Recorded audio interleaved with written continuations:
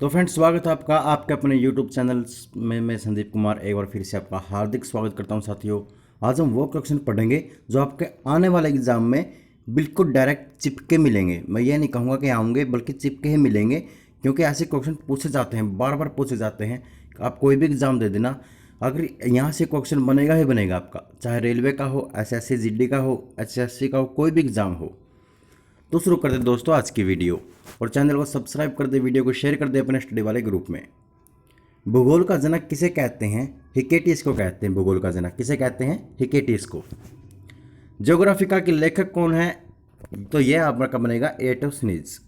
ये भी बहुत महत्वपूर्ण प्रश्न है, कई बार पूछा जा चुका है। आपके एग्जाम में ऐसे ऐसे क्वेश्चन देखने को मिलेंगे। सौरमंडल में ग्रहों की संख्या कितनी है दोस्तों? तो वो रहेगी आपके 8 रहेगी। सबसे बड़ा ग्रह कौन सा है? तो वो आपका रहेगा बृहस्पति। वे दो ग्रह जिनके कोई उपग्रह नहीं है, कौन कौन से ग्रह हैं वो? वह बुध और शुक्र, इनका कोई उपग्रह नहीं है।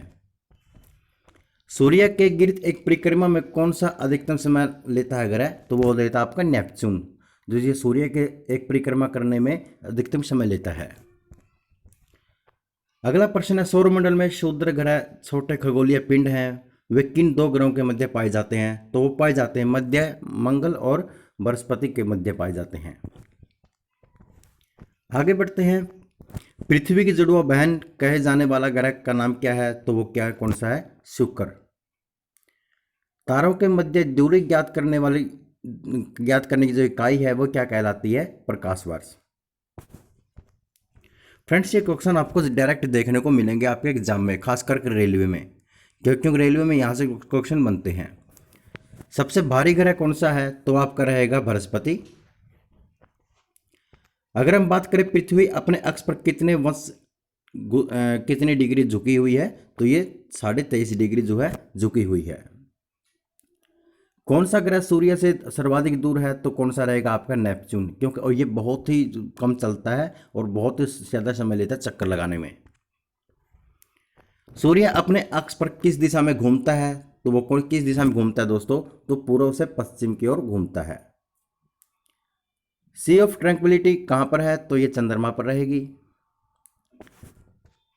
ये क्वेश्चन काफी बार पूछा जा चुका है, सबसे छोटा ग्रह कौन सा है? तो आपका रहेगा बुध। किसे सौरमंडल का जन्मदाता कहा जाता है? तो सूर्य को जो है सौरमंडल का जन्मदाता कहा जाता है। आगे बढ़ते हैं, अगर हम बात करें सौरमंडल का सर्वाधिक गर्म ग्रह की, तो कौन सा रहेगा आपका? शुक्र रहेगा।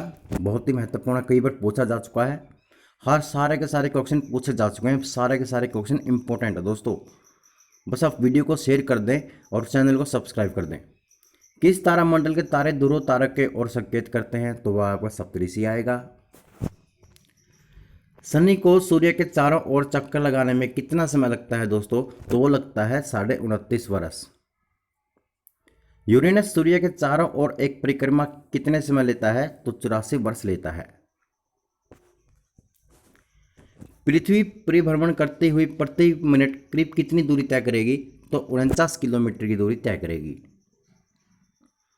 तारे का रंग किसका सूचक है? तो उसके ताप पर जो है सूचक रहेगा। कौन सा ग्रह हरे प्रकाश को उत्सर्जित करता है? तो नेपच्यून जो है हरे प्रकाश को क्या करता है? उत्सर्जित करता है। आगे बढ़ते हैं, हमारे आकाश गंगा केंद्र की परिक्रमा करने में सूर्य को कितना समय लगता है? तो 25 करोड़ वर्ष लगता है। कितना लगता है? 25 करोड़ वर्ष। ब्रह्मांड की उत्पत्ति का सर्वाधिक मान्य सिद्धांत कौन सा है? तो बिग बैंग। क्या रहेगा आपका? बिग बैंग का सिद्धांत। अगला प्रश्न की बात करें तो पृथ्वी की आकाश गंगा को क्या कहते हैं? इसे मंदाकिनी कहते हैं। क्या कहते हैं? मंदाकिनी। पृथ्वी के आकाश गंगा के सबसे शीतल और चमकीले तारों के समूह को क्या कहते हैं? ओरियन नेबुला कहते हैं हम इसे। कई बार एग्जाम में पूछा जा चुका है, ऐसे क्वेश्चन आपको एग्जाम में देखने को मिलेंगे। किस ग्रह के दिन के मान और उसके अक्ष झुकाव लगभग पृथ्वी के दिन मान और झुकाव के समतुल्य है? तो रहेगा आपका नेपच्यून के। आगे बढ़ते हैं, वह सीमा जिसके बाहर तारे आंतरिक मृत्यु से ग्रसित होते हैं क्या कहलाते हैं? चंद्रशेखर सीमा कहलाते हैं। सर्वप्रथम खोजा गया क्षुद्र ग्रह कौन सा है? तो आपका रहेगा शीर्ष रहेगा। ब्लैक होल सिद्धांत किसके द्वारा दिया गया? तो एस चंद्रशेखर के द्वारा ब्लैक होल का जो सिद्धांत है वो दिया गया है। अगला प्रश्न है, ब्रह्मांड का सबसे बड़ा तारा कौन सा है दोस्तों? तो स्पाइनल ओरेगी। ये बहुत ही महत्वपूर्ण प्रश्न है, कई बार पूछा जा चुका है। ब्रह्मांड का सबसे बड़ा तारा स्पाइनल ओरेगी रहेगा। पृथ्वी और चंद्रमा के कक्ष तलों में कितने डिग्री का झुकाव होता है? तो 5 डिग्री का इस यहाँ पर क्या होता है? झुकाव होता है। आकाश में सबसे चमकीला तारा कौन सा है? तो आपका साइरस रहेगा। आकाश में जो है सबसे चमकीला तारा आपका साइरस रहेगा। अगला प्रश्न है, किस आकाशीय पिंड को पृथ्वी पुत्र कहा जाता है? देखो कितना महत्वपूर्ण और कितना लाजवाब प्रश्न है, लैंग्वेज कितनी अच्छी इसकी। किस आकाशीय पिंड को पृथ्वी पुत्र कहा जाता है? चंद्रमा को कहा जाता है। तारे के टिमटिमाने का क्या कारण है दोस्तों? तो प्रकाश का अपवर्तन जो तारे के टिमटिमाने का कारण है।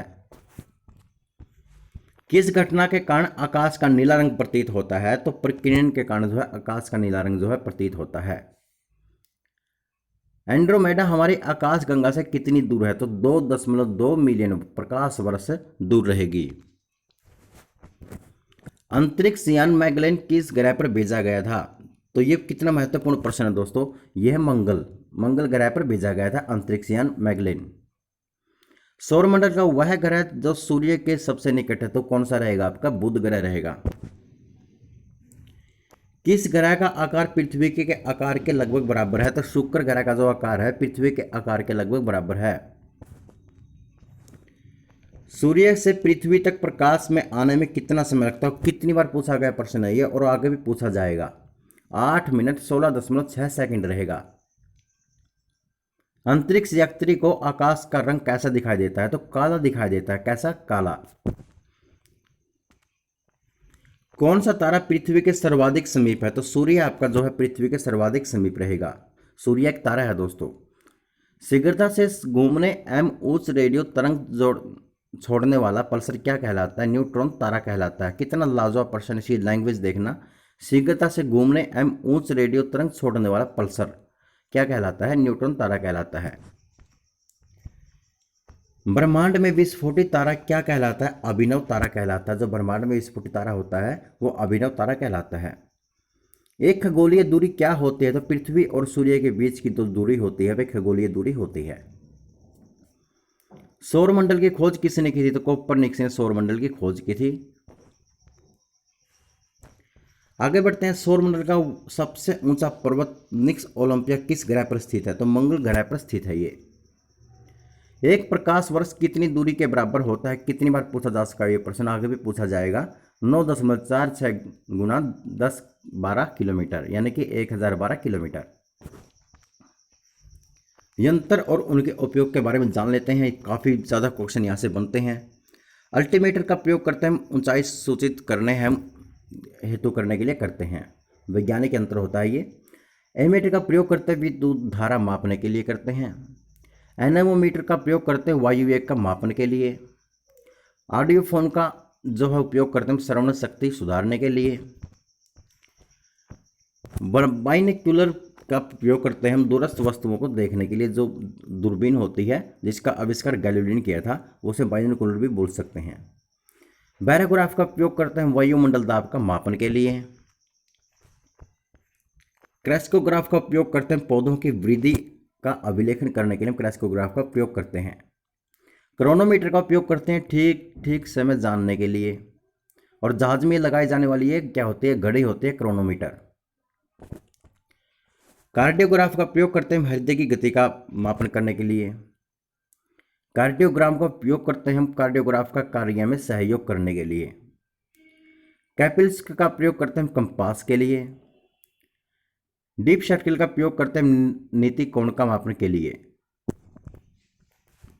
डायनेमो का प्रयोग करते हैं यांत्रिक ऊर्जा को विद्युत ऊर्जा में बदलने के लिए। हरियाणा पुलिस कांस्टेबल के एग्जाम में एक क्वेश्चन आया था।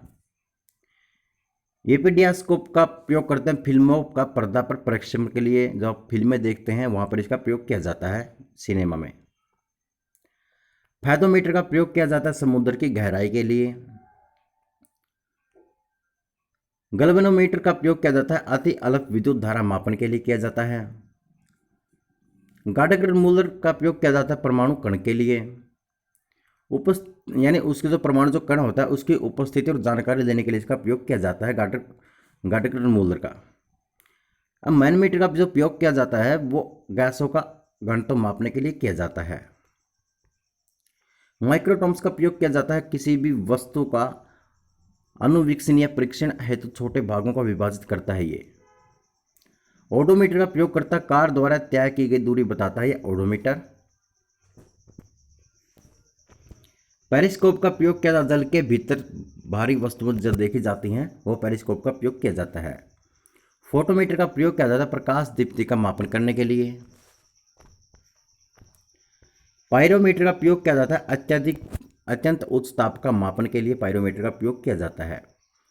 रेडियोमीटर का प्रयोग किया जाता है विकिरण द्वारा विकृत ऊर्जा मापने के लिए किया जाता है। सीज्मोमीटर का प्रयोग किया जाता है भूकंप की तीव्रता मापन के लिए।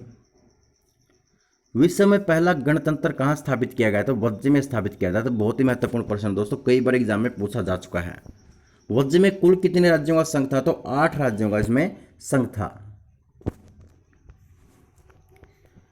16 महाजनपद का विकास कब हुआ था? जो 16 महाजनपद हैं उनका विकास 600 ईस्वी पूर्व में हुआ था। कई बार एग्जाम में पूछा जा चुका है ये।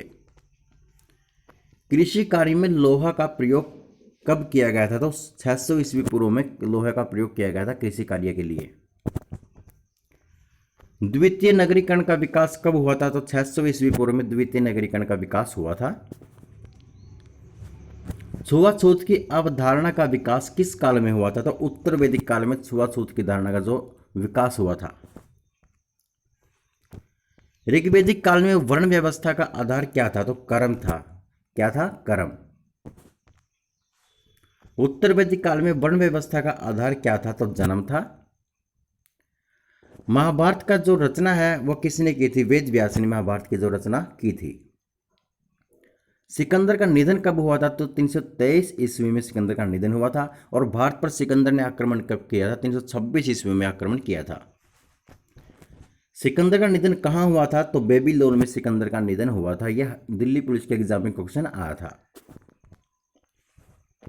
सिकंदर का निधन के समय कितने वर्षों में जो है आस्था में कितने वर्षों की आस्था में हुआ था? तो लगभग 32 वर्षों की अवस्था में जो है इसका निधन हुआ था। सिकंदर ने भारत पर आक्रमण कब किया था? 326 ईस्वी में किया था। तो अगला प्रश्न है दोस्तों, वाल्मीकि नेशनल पार्क कहां पर स्थित है? तो बिहार राज्य में वाल्मीकि नेशनल पार्क स्थित रहेगा। डॉक्टर भीमराव अंबेडकर का जन्म किस राज्य में हुआ था? महाराष्ट्र राज्य में डॉक्टर भीमराव अंबेडकर का जन्म हुआ था। बहुत ही महत्वपूर्ण प्रश्न है, कई बार पूछा जा सकता है। काबुली बाग मस्जिद कहां पर है? तो पानीपत में रहेगी ये काबुली बाग मस्जिद। और ये 1526 में बाबर ने बनवाई थी। पहली लड़ाई जो पानीपत की हुई थी उसके जीत के उपलक्ष्य में बनाई थी। भारत में मुगल वंश का संस्थापक कौन था? तो बाबर था। मुगल वंश का पहला शासक कौन था? तो बाबर था। तो दोस्तों मैं एक ट्रिक बता देता हूं आपको इसके बारे में, मुगल वंशों के बारे में। BHAJSO यानी बादशाह हो। बी से बनेगा आपका बाबर, एच से बनेगा आपका हुमायूं, ए से बनेगा आपका अकबर, जे से बनेगा आपका जहांगीर, एस से बनेगा आपका शाहजहां, ओ से बनेगा आपका औरंगजेब। तो ये जो है यहाँ से लगा सकते हो, ये इसका दादा, ये इसका दादा, ये इसका बेटा, ये इसका बेटा, ये पीढ़ी जो है मुगलों की जो ये पीढ़ी रहेगी।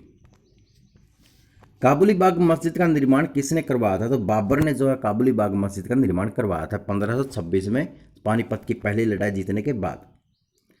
ताजमहल का निर्माण जो है किसने करवाया था? ये शाहजहां ने करवाया था। बहुत ही नॉर्मल क्वेश्चन है। तो दोस्तों यहाँ से क्वेश्चन आपके बनेंगे, ये वो क्वेश्चन थे जो आपको डायरेक्ट एग्जाम में चिपके मिलेंगे, आपको डायरेक्ट ऐसे के ऐसे चिपके मिलेंगे। और चैनल को सब्सक्राइब कर दीजिए प्लीज़, वीडियो को शेयर कर दीजिए अपने स्टडी वाले ग्रुप में। तो आज के लिए इतना ही दोस्तों, जय हिंद जय भारत।